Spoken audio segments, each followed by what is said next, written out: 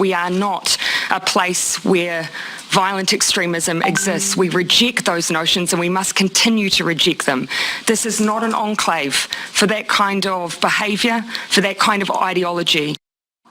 That's New Zealand's Prime Minister Jacinda Ardern reacting to Friday's mosque shooting that left 50 people dead, another 40 injured.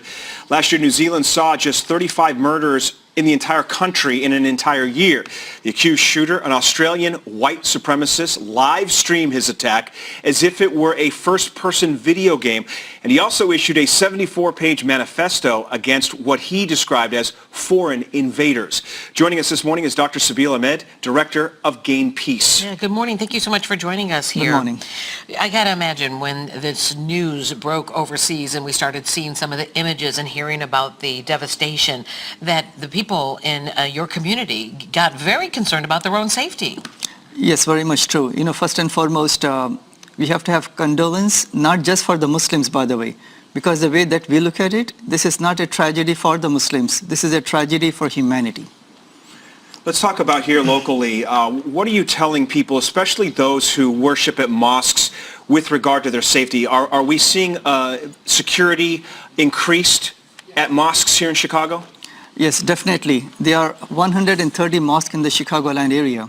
So when I went to the mosque on Friday and then to drop off my kids, there were at least 2 cars in almost every mosque, both front door and the back door. And we are recommending our own people that do not just stay home, just come out to the mosque and pray, just live a normal life. Because if you don't do that, then they will win. That's what they want. They want to scare us. Let's come together. Not just the Muslims, but all the non-Muslim brothers and sisters.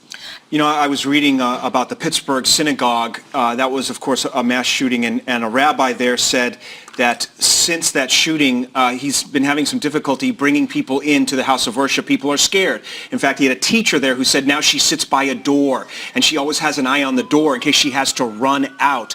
What would you say to people who, again, they're just a little bit afraid of going to a mosque here in Chicago? What would you say to them? Well, first and foremost, to believe in Allah means the God in Arabic language. Have trust in Him. Secondly, we want to congratulate our law enforcement. They have done an excellent job. And we also want to congratulate many of our fellow non-Muslims. I have seen a sign, a man is holding the sign. I'm a Christian. Go to your worship, I will protect you. So these kind of signs, this kind of support is overwhelming, and that means a lot to the Muslim community.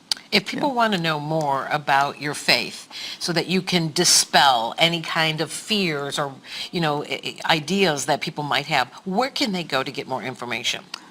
They can go to the website gainpeace.com. Gain Peace. Yeah. Gainpeace.com. Number 2 is we have a national hotline. People can give us a call 24/7, 1-800-662-ISLAM. And if they have any questions, if they have any misconceptions, and if they want to get a copy of the Quran, we give this out for free, by the way, to people. Okay. This is the source, not the fake news, not the White House. This is the source. Read this. For your faith, sure. For your faith. And they will find out that Quran speaks about peace, how to live with other humans, with our neighbors, with people of other faiths and minorities and majorities. Those are the peaceful teachings of the Quran. So we want people to come and read from the source and make a judgment of themselves. All right. Well, it's been a difficult morning. Much. Yeah, thank you, Dr. Sabeel Ahmed, for coming in. Appreciate it. Thanks a lot, yeah.